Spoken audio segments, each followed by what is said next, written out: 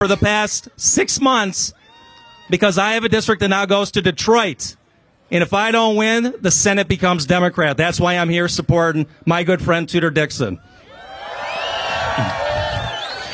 All Republicans have to win, and it's because of your help that we have that opportunity. So God bless you all. Thank you for being here.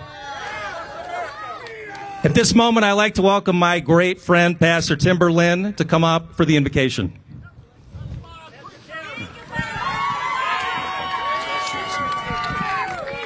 All right, welcome to Faith Baptist Church. I'm glad that you are here, but more importantly, I think we need to change for governor to just governor. Doesn't that sound like a good plan? What a difference that would make for Michigan. Let's bow our heads and pray together. Our Father, we do bow in your presence, thanking you for a free country and thanking you for the privilege that is ours to vote, the stewardship to be a part of a republic form of government. And I want to thank you for each of these candidates who have been willing to run for office, to go through the rigors of campaigning. I do pray for them. I pray that you would keep them safe. I pray that you would keep them healthy. I pray that you'd give them energy. But Father, for the sake of Michigan, would you allow them to be elected? And so, God, I pray that our rally tonight would honor you as we seek to be a part of something that is bigger than ourselves. But we realize that it is our God who raises up those in leadership. We thank you for the verse that says, righteousness exalteth a nation, but sin is a reproach to any people. So, God, may we stand against that which is evil and wrong, and may we stand for that which is righteous. We thank you for each of these candidates. We specifically ask you to allow Tudor Dixon to be our next governor. And we pray that everything done tonight would be honoring and glorifying to you. We pray this in Jesus' name. Amen.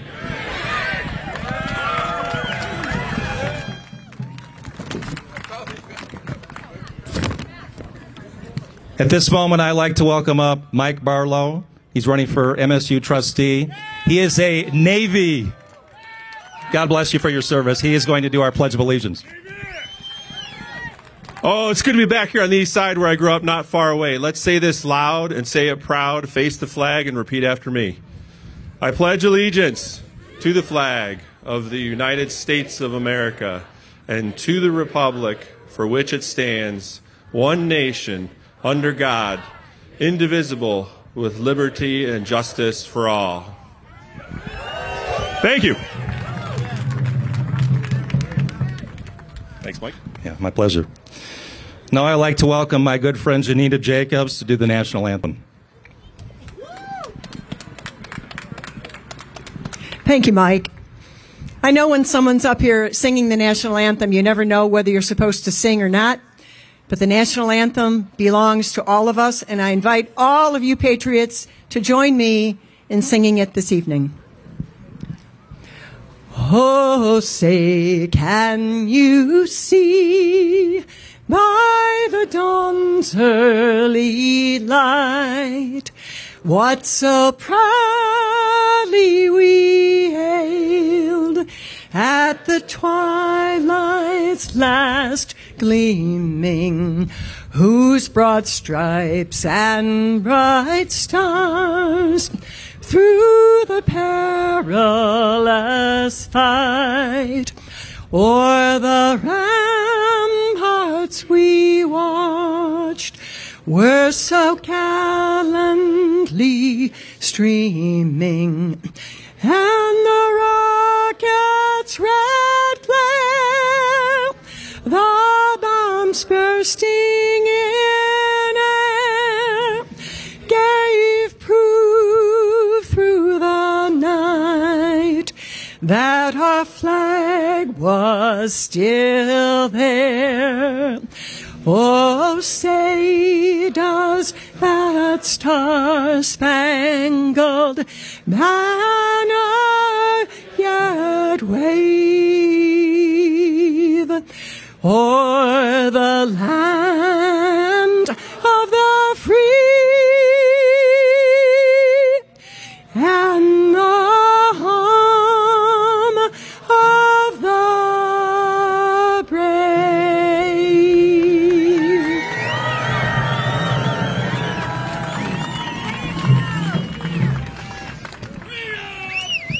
This next person probably needs a little introduction. Can I call him Congressman John James yet? John, can I call you Congressman yet? You're a congressman, aren't you? Yeah, come on. How are you, my friend? It's always great to see you, John. I guess it's my turn. How y'all doing tonight? So, look, we have 96 hours. 96 hours for the rest of our lives, for our children's futures, and for our state. 96 hours, and we can't leave anything on the field. Are you ready for Tuesday? You know what? Sometimes you forget this is Michigan. I mean, it's November, and we're outside with no coats. This is insane. This is great. You know, I'll take this this warm weather this late, and I'll take all of you being here by our sides, the faithful. You know, I was glad when they said unto me, "Let us go to the house of the Lord." And it reminds me on the property of Faith Baptist, we all have to be good stewards of the blessings that we've been given. To recognize that when we've been given blessings, we have an obligation, not an option, to use those blessings, to be a blessing to others. Right now, who's literally campaigning against motherhood and apple pie? Literally. That's how far extreme they've gone. Literally taking away parental rights. And the cost of apples are like twice what they were before Joe Biden took office. I mean, these are real concerns. But aren't you glad we have Tudor Dixon, who's going to go to Lansing and fight like a mother for each and every single one of us? You know, I'm running in the 10th Congressional District here for Congress, and I'm excited for the opportunity to earn your trust and your support and your vote. But we have a lot of work to do. We have a lot of work to do. We have a president who, frankly, I'm not sure he knows what planet he's on most of the time. But we need folks who understand what it takes to get our country back on the right track. You know, in these divisive times, Americans don't agree on too many things too much. But 80% of Americans, 4 out of 5% of Americans, disagree with this extremist agenda that the Democrats are taking us in. They disagree with the fact that they're putting policies in that send our jobs to other countries. We disagree with the fact that Joe Biden actually doesn't hate oil and gas. He actually doesn't hate pipelines. He hates our oil and gas, and he hates our pipelines. He wants to shut down Line 5, but he's okay with Nord Stream 2. Continuing dependence on Russia's energy and holding Western allies hostage. What we need to do is energy independence here, drill here, lower prices here, make America strong here. And have the right leaders in place who understand what it takes to bring our jobs back and lower prices. And also, as the world's becoming a much more dangerous place, we need people who understand what it takes to keep us safe because we've done it before. Understand what it takes to secure a border because they've done it before. And right now, we have an administration supported by Gretchen Whitmer. I mean, you see them holding hands in the auto show. Wasn't that cute? Wasn't that cute? Wasn't this like, you know, what would have happened? My friend Governor Dixon was mentioning that what if President Trump had been holding her hand? That would have been on CNN for days. But Sleepy Joe sniffs a 14-year-old. Everybody looks the other way. Yeah, it's okay. It's okay. It's all right. But see, we recognize what we have. We have a great country. And we recognize our duty to sacrifice for it. And one of the reasons why I love my friend Tudor is because she has the heart of a servant. It would be the easiest thing. Thank you. Give it up for Tudor Dixon. It would be easy. It would be easy for Tudor Dixon to stay in her home with her beautiful daughters and her husband. It would be easy for her to put her feet up and not do anything. But I actually think that the biggest problems is that we, the people, have allowed politicians to dictate to us too long. It is up to us to dictate to the politicians what we will and will not accept. Where normal and regular people are used in order to take us back in the right direction, where 80% of Americans, regardless of race, color, creed, or political party, agree that we are heading in the wrong direction under Democrats, and regular everyday people stand up and say no more, like Tudor Dixon standing up and say, yes, my daughters will compete, and they will compete with girls and not boys. Yes, we will make sure that we give parents a say in how their children are being educated. Yes, we will make sure that we're lowering crimes in our community, and we will fund the police, not defund the police. Having a leader like that who comes from the real world, who understands real problems, are essential for a Lansing that is increasingly disconnected. And so I stand here today proud to stand before you, asking for your support, asking you not to give up, asking you not to get complacent, because the rest of the state is counting on you to show up. The rest of the state is counting on you for leadership. And if you leave this rally and go back home and enjoy football, it's going to be awesome. But that's where it ends, then we have failed. Just like when you go inside those walls on Sunday, the work is not done inside those walls on Sunday. The church is not a building. The church is the people. And we share the good news with everyone we meet, not just with our words, but with our example, because we might be the only believers that anybody gets to see. And the same thing with the lowercase g good news. When people talk about being conservative, when they talk about CRT, you better tell them that CRT stands for critical redemption theory. You better tell them that in the United States of America, when we got rid of slavery, that's when we got stronger. You better tell them that when we told our children that they could be anything in this nation, then we did great things as a nation. And it's not our race, our color, or creed, but it's the red, white, and blue that holds us together and makes us strong. You better share that good news. So don't hang your head. Hold your head high. Tell people that you're voting Republican. Tell them that you're voting for Tudor Dixon. Tell them that you're voting for a better tomorrow. God bless you. Thank you. Let's fly.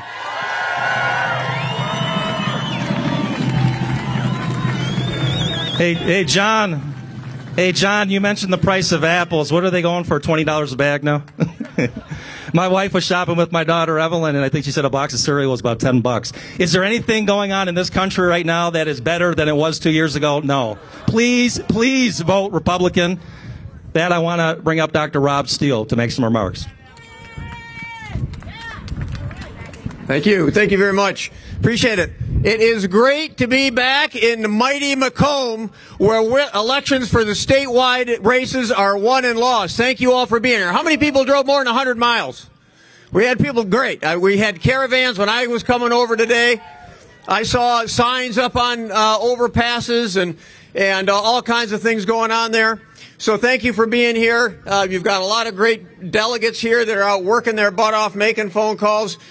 Right there, yep. Making phone calls, knocking on doors, passing out literature, and that's just critical.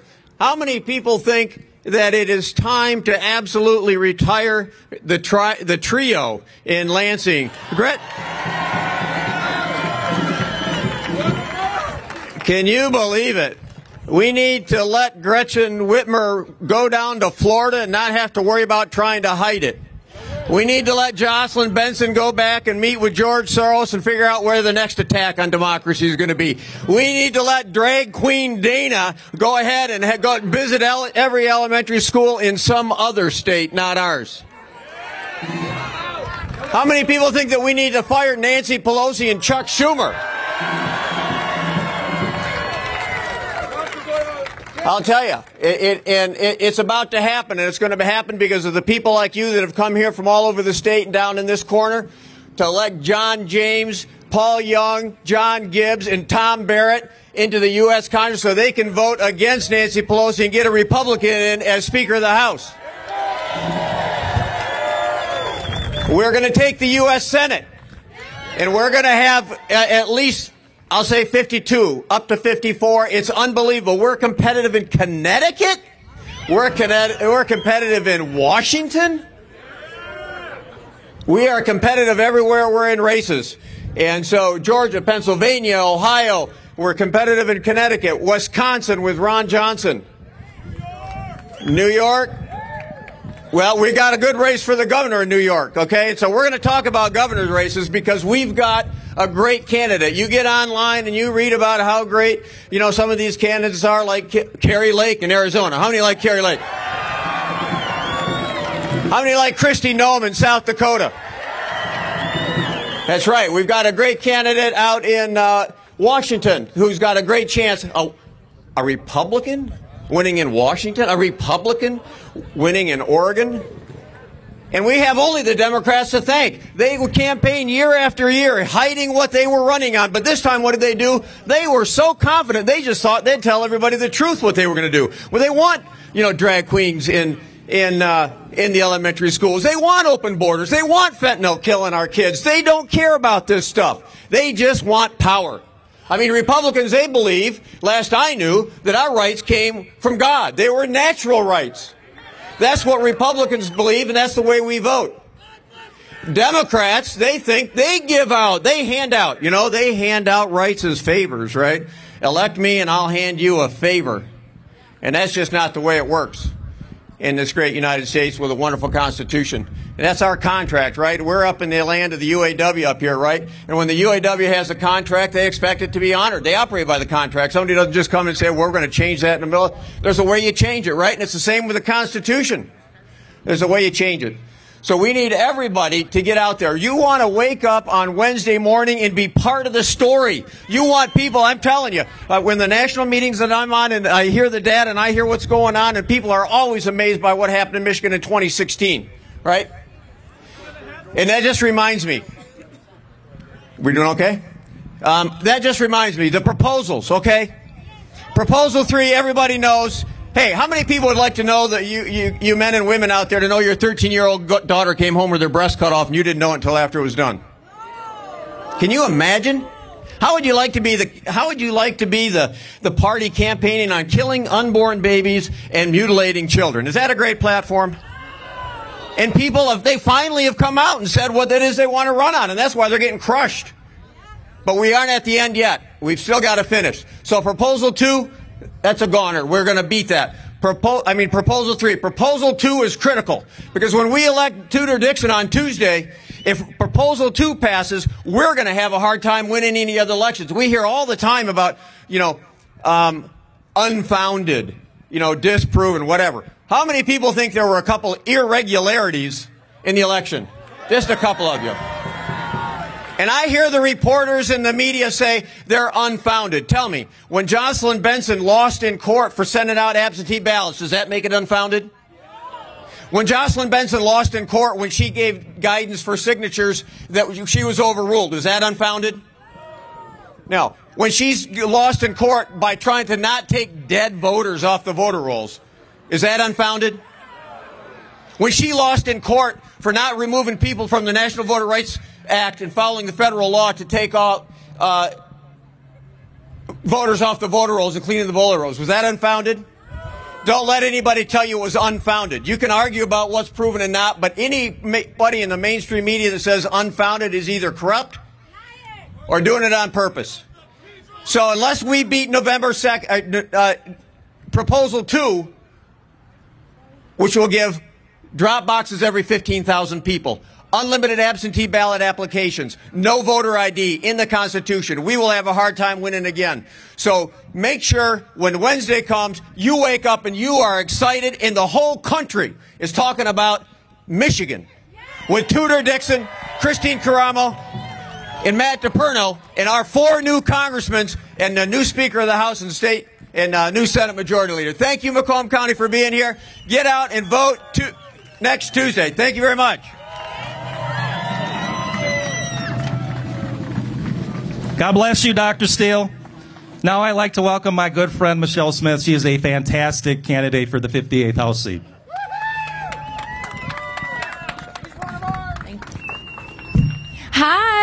everybody. I'm so excited to see everybody here. My kids go to school here, so I'm thrilled that my church and my kids' school is being noticed here. We're so excited to have you all out here. I mean, this crowd is fantastic. I'm running for state representative in the House, which is the 58th House District, which is a little bit of Warren, the eastern half of Sterling Heights, the whole city of Utica, and part of Shelby Township. So if you live there or you know somebody who does, please tell them to vote for Michelle Smith. If you want to make a donation, we're still accepting donations at donatemichelle.com. And I just want to tell you, I'm a wife of a law enforcement officer. I'm a mom of two who go to school here. And I am not a politician. I am just a regular person. I think a lot like Tudor Dixon, who said, there's a problem, I can step in and I can make a difference. So that's what I'm here to do. I'd appreciate your vote. Thank you so much. Let's go win. Michelle, you're going to win. You're going to win. It's obvious you're going to win. Now I would like to bring up Khalil Offman, and he's a real person, and he's here. Khalil, come on up here. Thank you, my friend. Hello, good evening. Hi, Clinton Township. Probably most of you don't know me, but I'm the imaginary person that Stephen Kobar said I don't exist. Well, I insisted yesterday when I attended with Dixon Taylor rally that I attend this rally, because yesterday I did not get enough time to speak. I had an interview right after I appeared with her in the rally. But I came here today just to talk to you, because it's not about I'm trying to prove my existence to Stephen or anyone else. Honestly, it's about me, you, and many millions of people across the country. If you don't align with their agenda, you don't exist. And that's the trick. That's the power of the media. The minute you don't exist, you don't have a voice. And the majority of the votes, they are coming from independent voters. So they utilize that platform to influence those voters who are trying to navigate who should they vote for. So if you don't have a voice in the table, nobody will hear about you. 2 months ago, I was running as a state representative for the Democratic Party. And when this sexually explicit books came into the table, I stood up with the parents in Dearborn.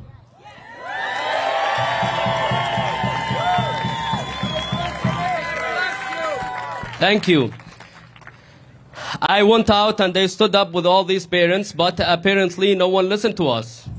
The whole Democratic establishment over there in Dearborn rejected us, silenced us, and not only that, they called us some names. The whole Democratic establishment left us alone, and that's the reason the parents went in thousands to attend the Dearborn Board of Education meetings and shut it down.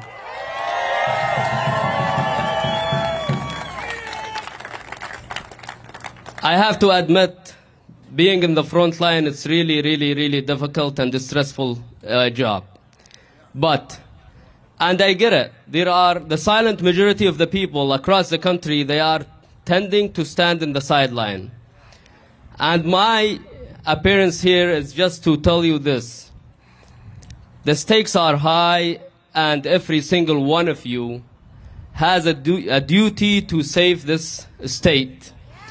And I want you to take a step back, take your phone, look at your contacts, and start calling people to go out and vote.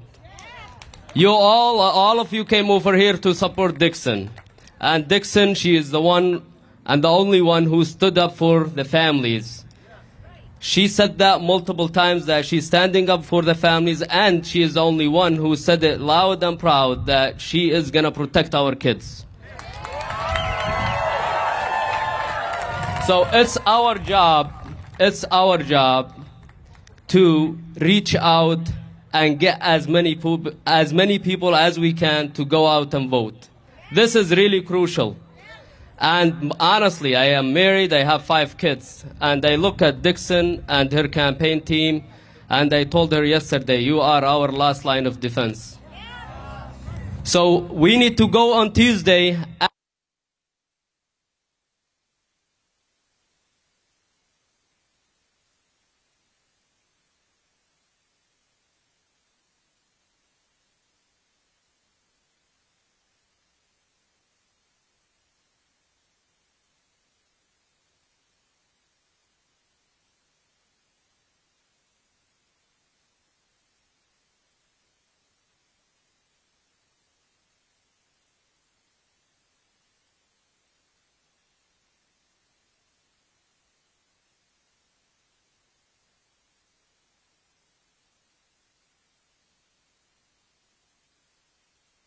off. They turned it off. Is it on? Yeah, they turned it off.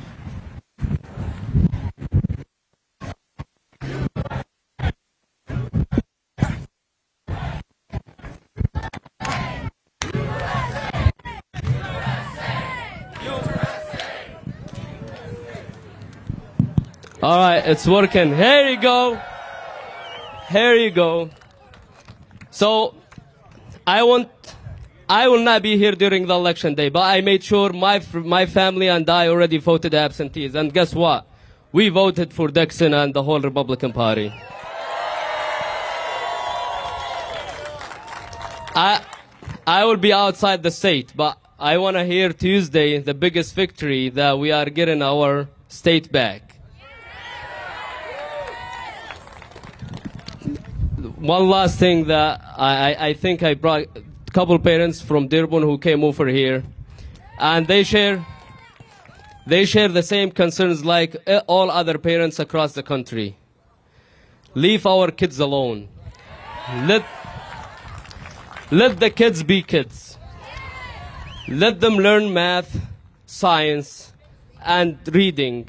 That's all they need to learn when they are kids. Leave them outside the dairy and toxic agenda. This is not going to help them in any way, shape, or form. If you want to educate your kids about this stuff, take them and educate them at home. But don't try to come over here and force these kind of policies over us and try to silence every single parent who went there peacefully asking these books to be removed from the libraries. They not, okay, am I a criminal when I say I don't want these sexually explicit books to be in my school? If you pass them out, you're a criminal. There you go. If you are gonna read these books to 5 years to a kid in the bus stop or at the park, you're gonna be taken to jail. So how is it right to keep these books in the libraries, and if the parents start saying something, they are criminals. They are treated as criminals. I know firsthand there are some parents who've been harassed, attacked, or went all the way to trying to get them fired from their job. Just because they said, we don't want these sexually explicit books. Honestly, I take a step back and I look, how did we get here? How did we get here? And we let a lot of things go by. Honestly, but this is the biggest wake-up call, and to all my friends and the independent voters who are trying to navigate through which party to vote for, which candidates, I'm a real example. They denied my existence just because they said, we don't want these books to be in our schools, and I'm not aligned with their agenda. Thank you very much, and good night.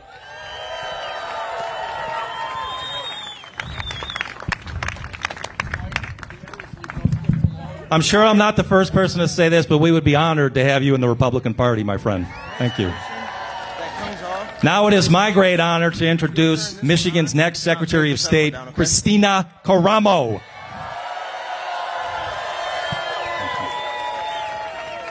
Thank you, Senator. Thank you so much.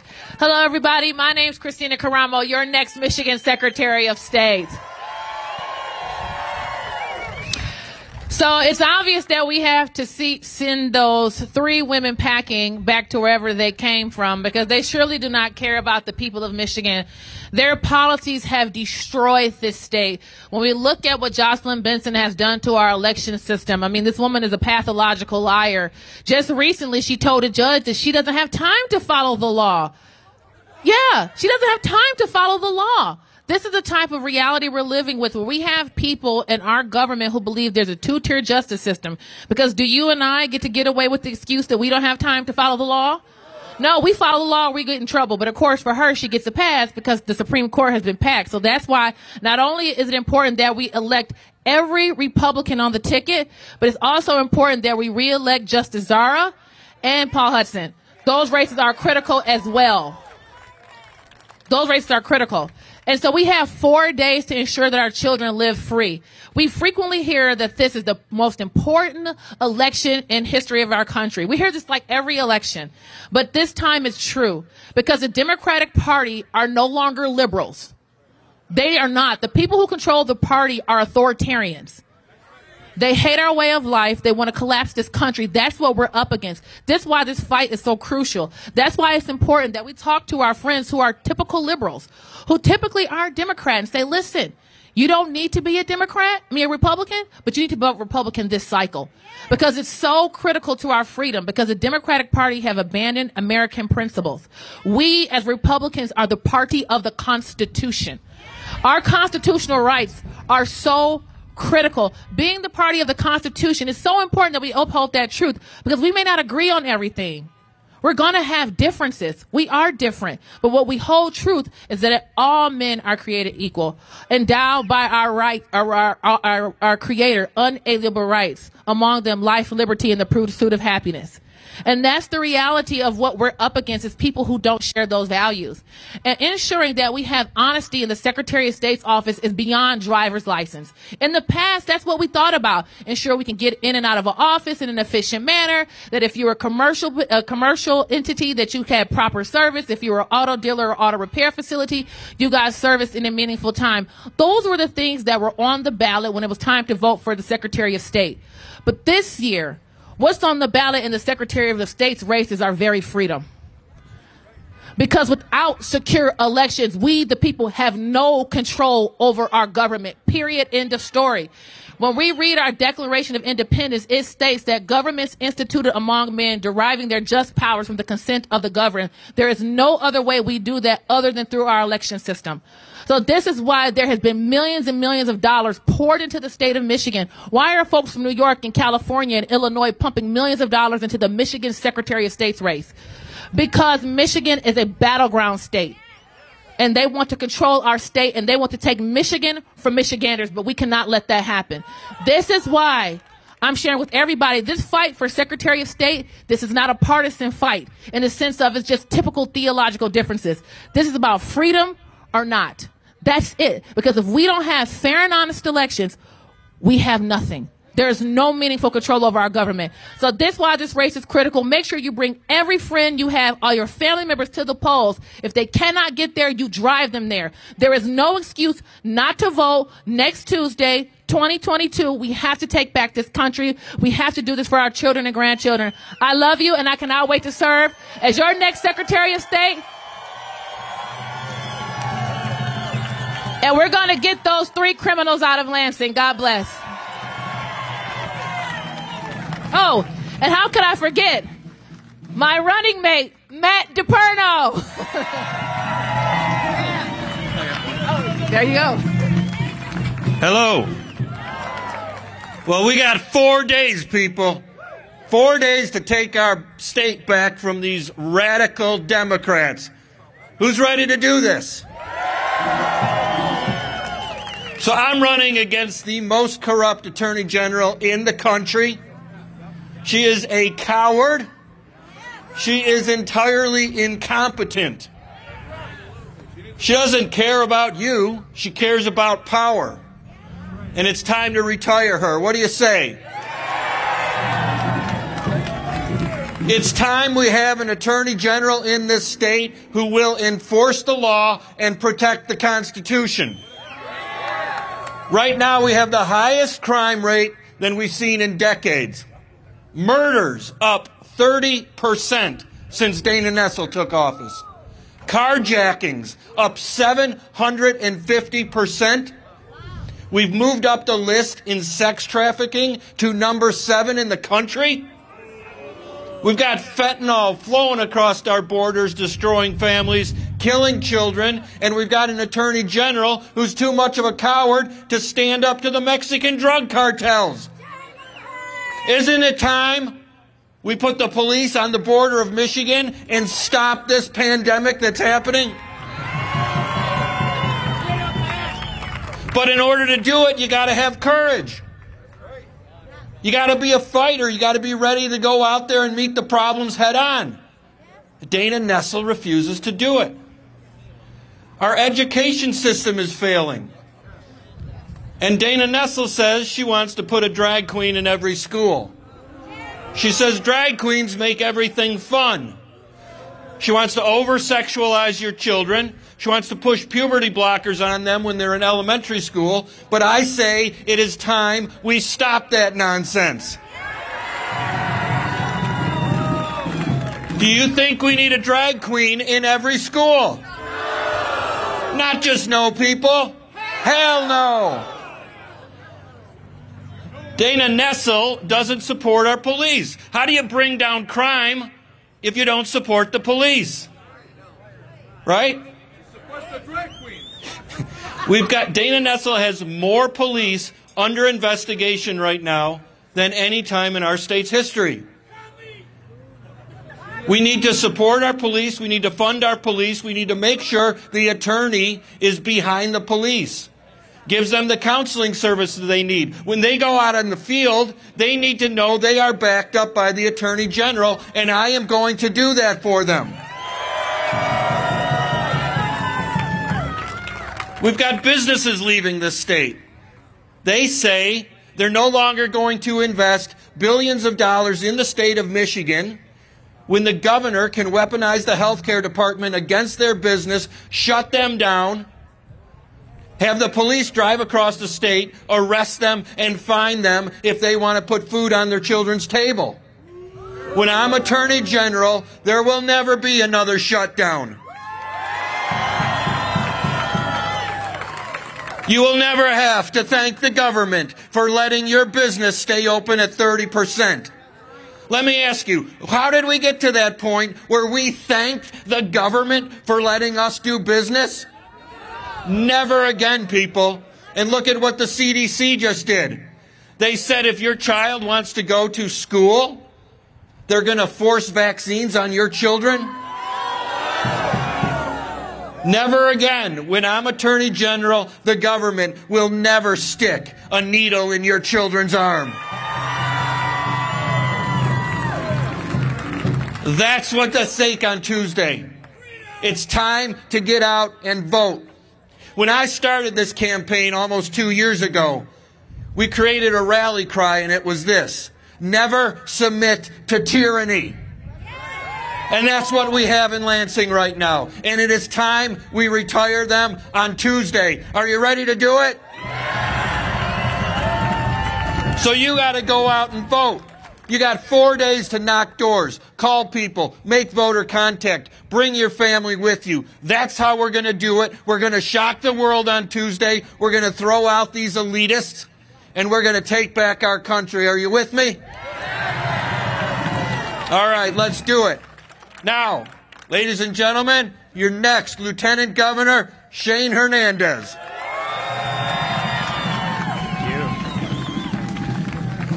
Thank you. Okay, we are down to 4 short days until we kick Gretchen Whitmer out of office for good. But we've got a lot of work to do, right? We still have work to do. This red wave doesn't happen unless we make it happen. It doesn't happen unless you get out there and work for these next 4 days. So I'm going to tell you something that I want you to do to help us, and we're going to talk a little bit about what's at stake in this election. But I want to tell you a little bit about myself. I'm born and raised in Croswell, not too far from here, right in the thumb. It's a small farm town. There's always somebody who knows Croswell, and excellent. So, that's the world-famous swinging bridge, yes. So, my mom grew up on a farm just outside of Croswell. My dad, who's 3rd generation in this country from Mexico, his dad brought him to Croswell to work as a migrant worker in the fields. My dad was picking cucumbers at the age of 8 in Croswell, and he would travel to Ohio and he would travel to Texas to follow the crops, but Croswell was home to him. And he worked for 26 years at the Croswell Pickle Factory. We're a blue-collar, hard-working family, but something came with that, the belief that we were Democrats as a kid. We were a low-income family. We were a Latino family, and my dad was a union worker. In fact, my dad was the president of his local for that factory. And we just allowed ourselves to be put in those silos. All I knew about politics as a kid was that Democrats are supposedly for the poor and Republicans are for the rich, and I knew we weren't rich, so we must be Democrat. Now, I have one brother who's 5 years older than me, and my brother, somewhere around the age of 18 or 19, decided he was a Republican. And I wanted to be like my older brother. And then when I saw how much it drove my dad nuts, I definitely wanted to be a Republican. So my brother and I tormented my dad for a few years, and I went through high school telling people I was Republican. But it wasn't until I went to Lawrence Technological University to study architecture that I was forced to actually figure it out for myself, because I learned real quick as a kid on a college campus telling professors you're a conservative, you get challenged real fast. And I wasn't sure. So I decided I'm going to dig in and figure this out for myself. And I didn't look at what the president was doing at the time. I didn't look at what Michigan House Republicans were doing or Senate Republicans. I looked at what are the core values.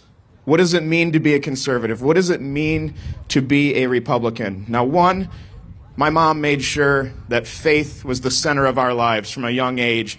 And even 20 years ago, we had a Democrat Party who didn't align with those beliefs, didn't align with those traditional values. But two, when you look at what does a family like my dad's come here for? They came here to work and have a better life for the next generation, to achieve the American dream.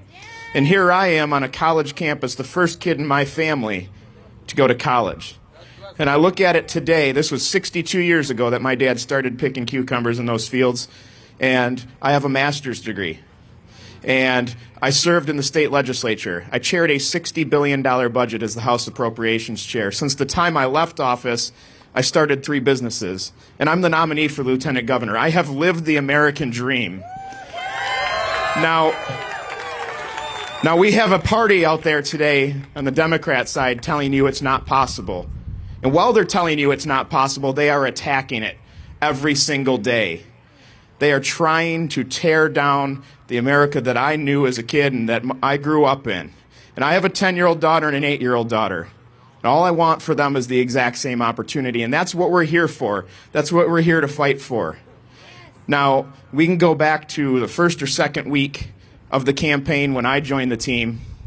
And it was a delegate right here in Macomb County who I talked to briefly, and he said, there's 972 Republicans in my precinct. Now, I've been a delegate for 12 years. I have no clue how many Republicans are in my precinct. It's exciting to meet somebody who is that involved. And I said, well, number one, we need to make sure every one of those people votes. But if we're going to win, we need you to go out and find the 100 people who are like my dad in your precinct. The 100 people who have been told their entire lives that they're a Democrat, but they don't really understand it. And we have a better opportunity than ever, because we have a Democrat Party today that has turned their backs on the average hardworking family. We have a Democrat Party who pushed your kids out of school, who closed your businesses, who made you watch a loved one die through a window at a nursing home. Their policies are the reason that you can't afford gas today, you can't afford groceries, that you're going to struggle to heat your home. We need you to go out and talk to every single one of them over these next 4 days. Share your story. My brother and I, my dad has been a proud Republican now for 20 years. But my brother and I didn't win him over by arguing policy with him. We won him over by talking about our core values, talking about our why and where we come from. There's somebody in your family, there's somebody at work, there's somebody in your neighborhood that you can think of like that. Heck, just last weekend we had Tulsi Gabbard here, right, who said, enough. I can't do it anymore. I'm leaving that party. We have that opportunity right now. And if you guys can do that for these next 4 days, we're going to end Gretchen Whitmer's career on November 8th. Now, let's talk about what's truly at stake here, because we always say it's the most important election of our lifetime. But I actually believe that right now. This is truly the most important election we've faced. I had left politics. I was working for a construction company as a project manager for the last 6 months. And I was enjoying it. I was no longer commuting 120 miles to Lansing. I was driving 2 miles to work and having fun. And I started hearing that my name was on the short list for lieutenant governor. I didn't take it serious at first, but the calls kept coming, and I kept hearing more and more about it. And when I started talking to my wife about what are we going to do if this call comes, because I think this is actually serious. I had met Tudor multiple times. I thought she was a great candidate, but we needed to talk about what if this call comes. We got up until that Friday that the announcement needed to be made from her campaign of who her running mate was, and I hadn't received a call, so I went to work just like any other day. And like so many businesses across the state, especially in the skilled trades, we struggled to find employees. So the owner and I that day, we have our work boots on, and we're putting steel columns in a basement for a house we're building. At about 10:30 in the morning, I realized I had missed a call from Tudor Dixon. I told the owner, I think I better crawl out of this basement and go call her back. And she asked me to come on board with this team. And I explained to her that I needed to sit down with my wife face to face, that I needed a couple hours to talk to her. I called my wife and told her I was coming home and what I was coming home for. And I drove the rest of the way home, no more calls, just silent by myself. This wasn't about, do I think I'm the right choice for this, or do I think I'm capable of doing this? It was about the idea that for 6 years I had missed a lot in my daughter's lives. I had just started coaching my daughter's soccer team. I just started re-engaging with them, and I couldn't do this to them. So I pull up to my house and get to the driveway, and my wife is in the driveway setting 2 lawn chairs in the driveway. This is when I realized she's not going to let me in the house. We're going to sit right here in the driveway, and we're going to have this conversation right there. And there are 2 people in my life that are never wrong. One is God. Number 2 is my wife. I learned that the hard way. But I expected to sit down in that chair, tell her what I was thinking, and her to say thank you, to call her and say no. I sat down in that chair and told her, and she had the look I've seen so many times in my life before, and it was the look of, you're wrong, and what are you thinking? And she said, number 1, you're never going to get this call again. And number 2, you've been a county party chair, you've been a Tea Party chair, you served in the legislature, you started up a new activist group. We talk every single day about being frustrated with where this state's headed and where this country is headed. Can we look our daughters in the eye and tell them we did everything in our power to take it back if you tell Tudor Dixon no? And here I am today on this stage 4 days away from changing it with an amazing group of candidates from top to bottom. We have an incredible ticket to take our state back. We have an incredible opportunity to take our state back. And I will tell you, my wife recognized before I did where we were. She recognized that the Democrats aren't dipping their toe in the water anymore and just seeing what little bit they can get. They are taking every inch they possibly can. They are coming after our families. They are coming after our children. And we have a duty to stand up and fight back. It is on us to put a stop to it. So I need each and every one of you. 4 more days. You have it. John James has got it down to the hours now. 96 hours, I think I heard him say. We have 96 hours left to make sure we win this thing. To go out and kick Benson, Nessel, and all of them out of office. Get rid of them and win this thing on November 8th. Thank you. So, now, as I say, it's about our kids and it's about our children, it's about our future. We have somebody here today, a special guest with us to speak to you next, who is at the middle of this, right at the center of this culture war. She's a swimmer at the University of Kentucky, Riley Gaines. Thank you so much. Thank you. Hello, how are you guys doing? I'll tell you, there wasn't a lot I disagreed with future Congressman John James on, but he said you wouldn't believe this is Michigan. But me being from Nashville, where it's 80 degrees, I believe this is Michigan. It's chilly, and I'm wearing a short sleeve, and I don't know why I did that to myself.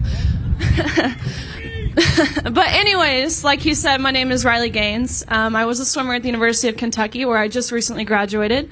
And I was able to finish my college career as a 12-time NCAA All-American, a 5-time SEC champion, an SEC record holder in the 200 butterfly, which explains the big old shoulders, and a 2-time Olympic trial qualifier.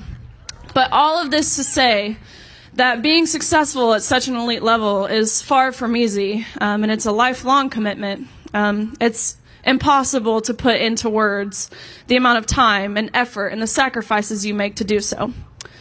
But last year, it was November, which is about the middle of our collegiate season. It was my senior year. I was ranked 4th in the 200 freestyle in the nation, and I had set a goal at the beginning of my college career to win a national title.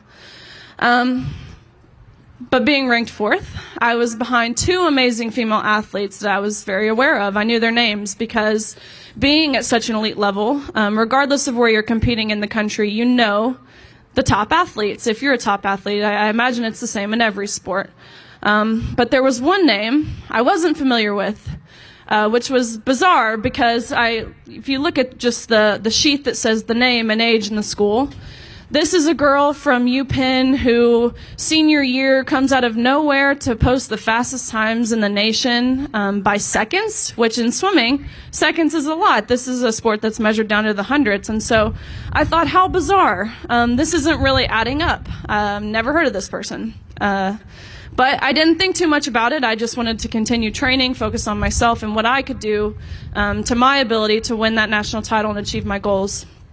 But it wasn't until a few days after Thomas posted these times that an article was posted briefly disclosing that Leah Thomas was formerly Will Thomas, who swam 3 years on the men's team at UPenn. But honestly, when I heard this information, I was relieved. I thought, oh, it makes sense. If you're just looking at the statistics of this is a guy who last year was ranked in the 600s as a male and is now first as a female. The information is right there. The NCAA would never allow this person to compete with us because it's blatantly obvious that there's an unfair advantage. No one jumps in the rankings that much after just a year. But I was clearly proven wrong. About 3 weeks before our NCAA championship meet, the NCAA announced that Leah Thomas would, in fact, be competing with the females. I got to personally feel and witness the effect that this infringement had on myself and the other female athletes at this meet. It's impossible to speak for everyone, but I can attest to the number of tears that were shed by these poor 9th and 17th place finishers who missed out on being named an All-American by one place. And I can attest to the extreme discomfort in the locker room when you turn around and you see a 6'4" biological male with male genitalia sitting there watching you undress. And I can attest to the talks and grumbles of frustration and anger from these girls who have dedicated their whole lives to get to that moment.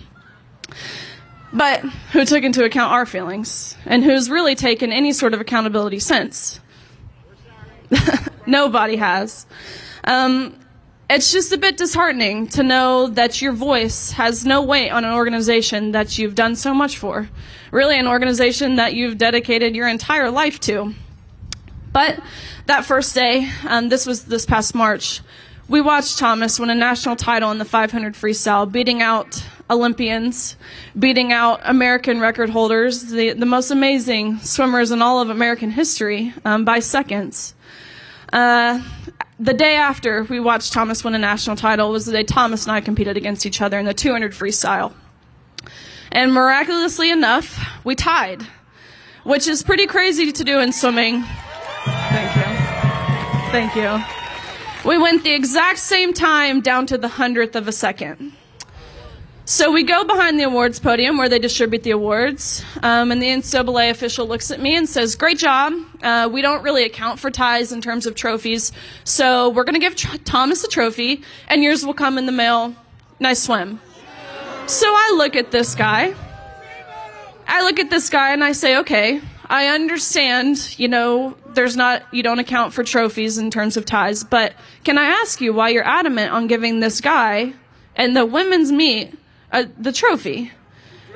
And he looks at me and says, well, we're just doing this in chronological order. And I say, at this point realizing that they're just totally trying to save face, I say, okay, well, what are we being chronological about? Because maybe I'm missing something, but we tied. And he looks at me and says, well, for photo purposes, Leah has to hold the trophy. Yours will come in the mail. You don't get to go home with one tonight. You can pose with this one, but you'll have to give it back and we'll mail you yours. And I want to reiterate that the tangible trophy itself, not having it, was not my issue. Being a 12-time All-American, I have lots of those. The trophy was not the problem, but it was the principle of what was happening. I realized that we as female athletes were not just being forced to compete against men and change in a locker room with men. We were being sidelined to men. we were being put on the back burner to validate these men's feelings and identity problems. And so it was at this point that I was done waiting for someone to stick up for us, because truly I thought there will be a coach who will say something. There will be someone within the NCAA or someone with political power who will stand up for us. But I realized if we as women are not willing to stick up for ourselves, how can we expect other people to stick up for us? Thank you. It's crucial that we as a society open our eyes to the irrefutable damage that is being done to Title IX and women's sports. There is no equity, and there is no fairness, and there is no sportsmanship, and there is no opportunity for women to succeed at an elite level without these sex-based categories. Allowing men to just switch teams when they feel necessary is not only an infringement on female athletes, but it's a mockery of us. And it's a mockery of what we've dedicated our lives to. So until accountability is taken and rules are put in place to protect biological females, the integrity of women's sports is lost. And that is why I'm thrilled to introduce someone who is more than willing to acknowledge what a woman is, first and foremost, and to ensure that female athletes have the right to fair competition and privacy in places where you're meant to undress, and safety in their sports, unlike her radical opponent, Gretchen Whitmer. So without further ado, I want to introduce you guys to also a University of Kentucky alumna, Tudor Dixon.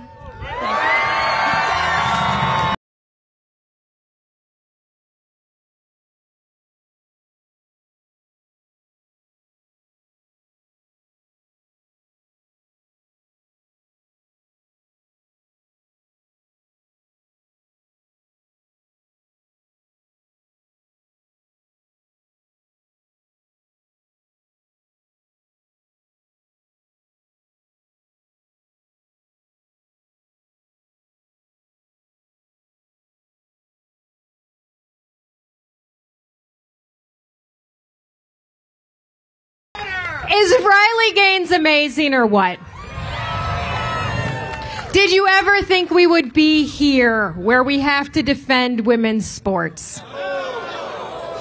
If Joe Biden gets his way, and Gretchen Whitmer will follow, they will alter Title IX to make sure that women never have fairness in sports again. And we will not let that happen in the state of Michigan. I have 4 little girls, and I am going to make sure that they have the ability to play in sports fairly, and that they don't have boys in their girls' locker rooms. So what do you think? Are you guys ready to take this state back? I don't know if you saw, but a little while ago, Gretchen Whitmer and I had a debate.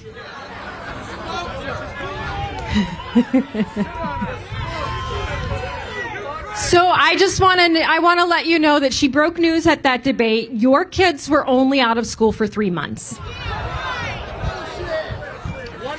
The funny thing about that is that I was shocked, obviously. I think you noticed that. And as I've traveled across this state, parents have said to me, there was an audible gasp, but it wasn't us. It was our kids who said, oh, that's not true. But imagine that. Little kids watching the TV, seeing someone with the title of governor lying about what happened to them. And she's doubling down because she has been out in the media saying, my opponent's lying. Our kids were only out of school for 3 months. What are you talking about? It was a really stark reminder of when she used to come out in different leather jackets and tell us what freedoms and liberties she was taking away from us that day. I think that was a moment when a lot of people went, oh yeah, I know this woman. I remember her. And we're not going to do that again. But let's face it, the fact of the matter is, if you're willing to deny that it even happened, then it makes a lot of sense that she hasn't helped get our kids back on track, right?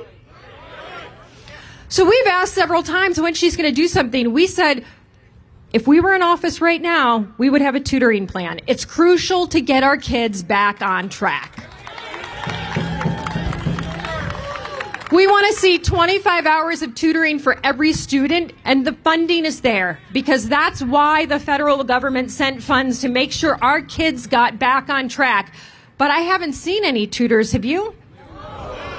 About 5 days or 7 days after we launched our tutoring plan, Gretchen Whitmer was like, we should have tutoring in the schools. And we're like, novel idea, Gretchen, where'd you get that? But I noticed that it is November, and I haven't seen any tutors in the classroom. Raise your hand if you've got tutors. Anybody? Every time I ask that question, somebody says, when you run for governor, you should use the slogan, Michigan needs a tutor.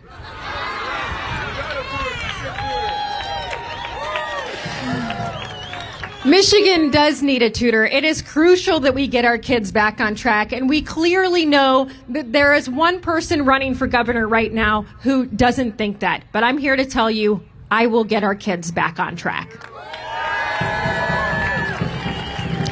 Kind of liking this drumming. It's like, wow, that's really powerful.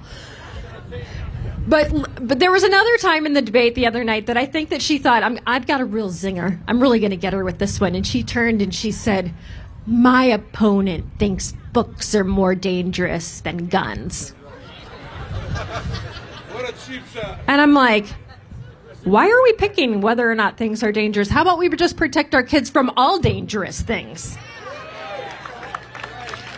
How about we not mock and belittle some people's concerns? How about we take a look at all people's concerns? But the really disturbing part about that is that the last time I checked, the only person who was governor when we had a school shooting was Gretchen Whitmer. And what has happened since then to keep our kids safe? After that, she said, I think we should have a conversation. A conversation. But she received a report from the state police. There was a report in 2018 that came out for safe schools. It detailed a lot of what I've talked about. Security in the school, making sure you have one point of entry, taking care of mental health. A lot of things that we're told if they had been implemented, Oxford may have gone a different way.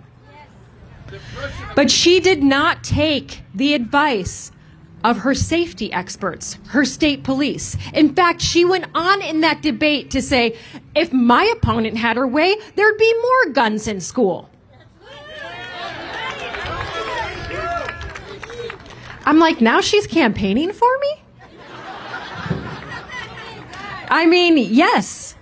And the last time I checked, those same state police, they carry guns when they protect Gretchen Whitmer.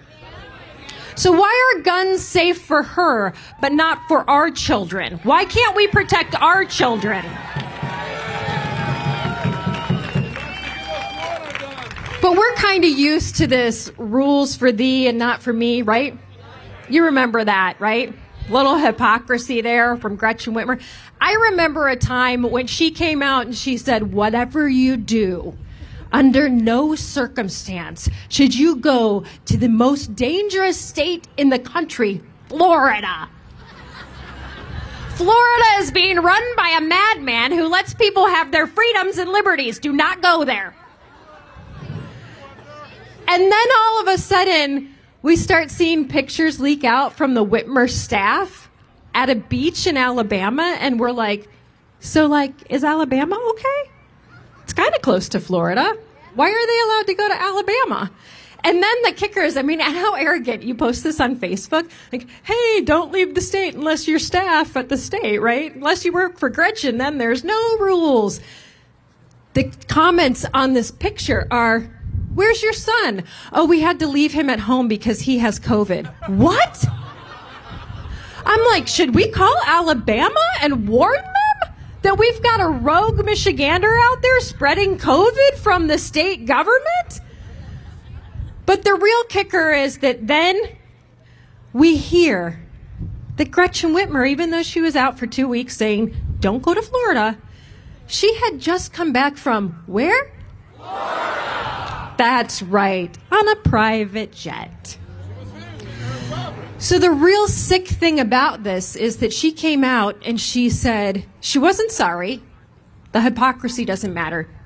Don't think that she would ever come out and apologize for doing something after she told you not to. She came out and said, I had to visit my sick father, and had I not done that, the Republicans would say I don't have family values. Think about that, though. Think about that. We were locked away from our loved ones when they were sick. How dare she say that? Because we had children who died alone and parents who died without children. How sick is this? And I tell this story and people are always saying, yeah, I lost someone, because it affected all of us. And all of us were told in those final moments, you can't hold hands, you can't have funerals, you can't go to weddings, you won't be at the birth of your grandchild. All of us were locked away in those moments.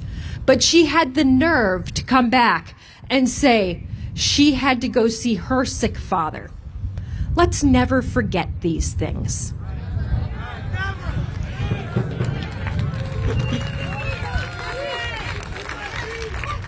But let's go back to that original statement, because I think we have to unpack that a little bit more, the guns versus books thing, because clearly she doesn't think that when parents come out and say they're concerned about these books that they matter. I mean, you heard Khalil earlier. This is obviously something that the Democrat Party just thinks is a joke, right? I mean, I think Stephen Colbert is supposed to be a comedian. I'm not sure. Somehow people must find him interesting to watch, but he comes out and he says Khalil doesn't exist. But how bold of Khalil. I love that he comes out and he's like, no, I'm right here. Hello? I'm the dad who said, we're sick and tired of being told, vote for us, but follow our policies. Because it is a true problem that we have this information in our schools right now. And to be told that it is not there is like someone telling you your kids were only out of school for 3 months. Oh, wait. It all makes sense now, doesn't it? I am going to protect our kids from this content.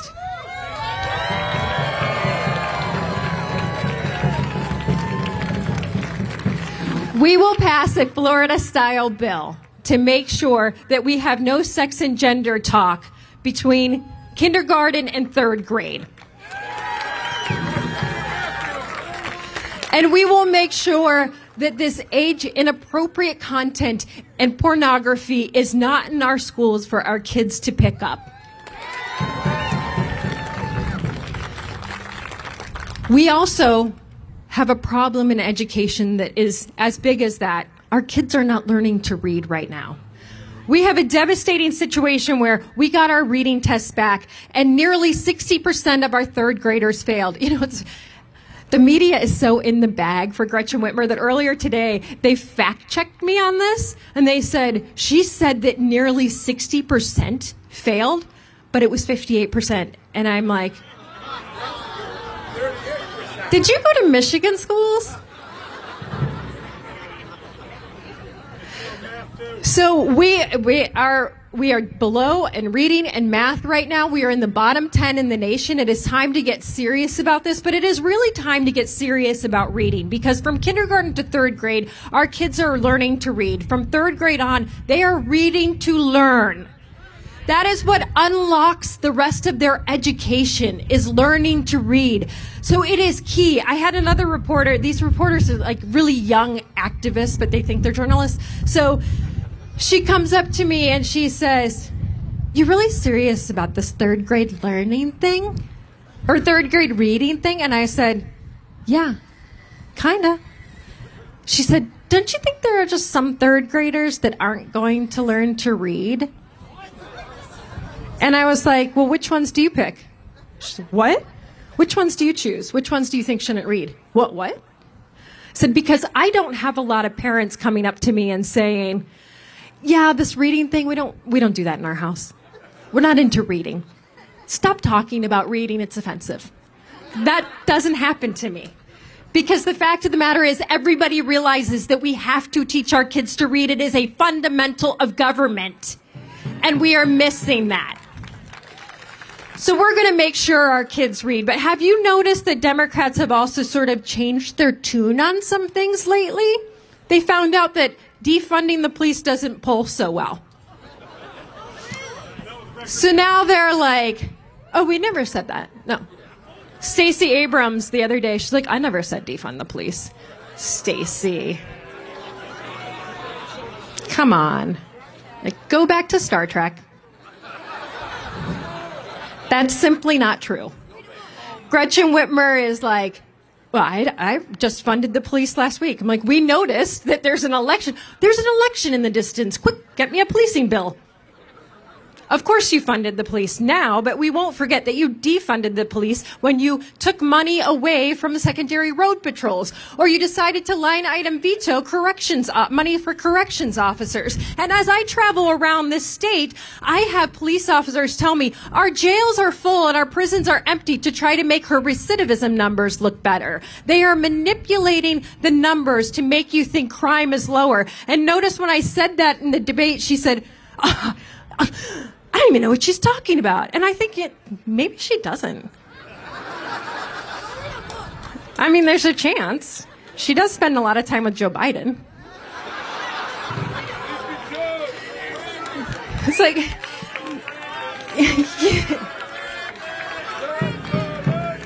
you know, it's so funny because like most politicians are staying away from Joe Biden.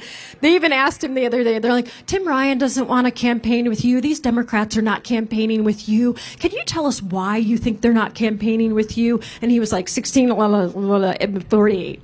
And we were like, what did he say?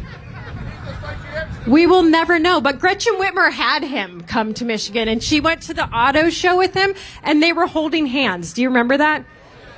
Yeah.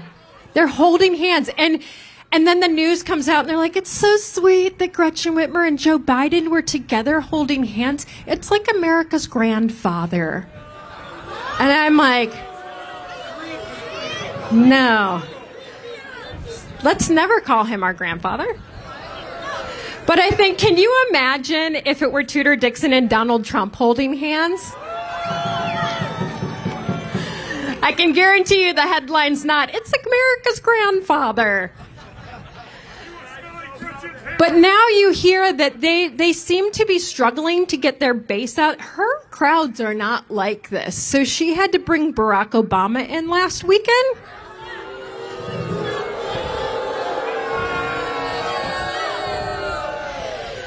Yeah, so Garland Gilchrist comes out and he says, this election is about political power. And we get political power from the city of Detroit. And I'm like, man, that explains a lot from the last 4 years because this election is about service and leadership. And that's what we need to get back to.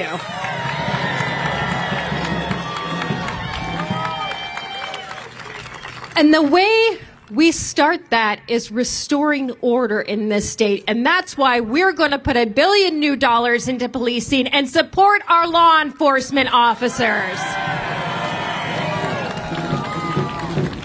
We will make sure they have the training they need, the technology they need, the mental health care they need, and we will make sure they are honored, supported, and respected in this state. We will build back the communities that she decimated with her orders. When she shut down our restaurants for 8 months and we lost 3,000 restaurants, continue to lose restaurants every day, we will bring those businesses back to the state of Michigan. We will reduce regulations by 40% to make it easier to achieve the American dream again in this state. We will never let anyone come in and shut down our businesses and steal our livelihoods from us again. On November 8th, we will go to the polls and vote to restore education in this state, to make sure there is no wrong path for any child in the state of Michigan, to make sure that we bring back safe communities and support our law enforcement officers, and to build the American dream in the state of Michigan once again.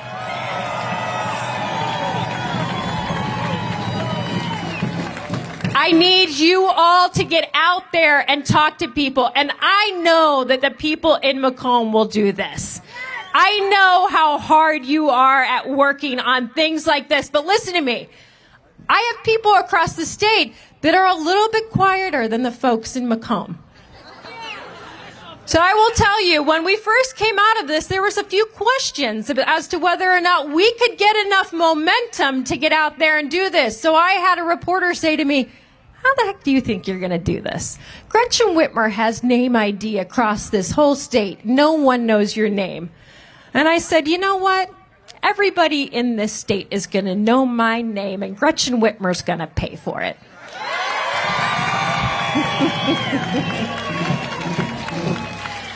I mean, the fact is, I didn't have $25 million, but she just, handed it to me. You couldn't watch TV without seeing at least 3 commercials every break of me. And my face, so people know what I look like, too.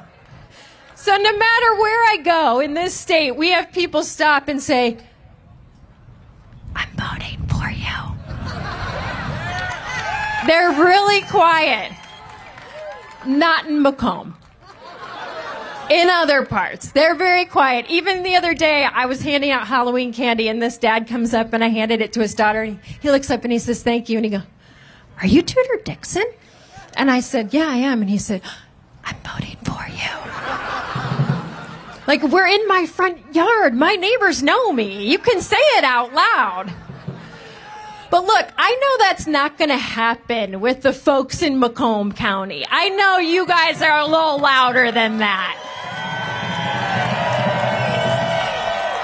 So you get out there, you be loud, you tell people to go to the polls on November 8th, and we take this state back, and we turn Michigan red.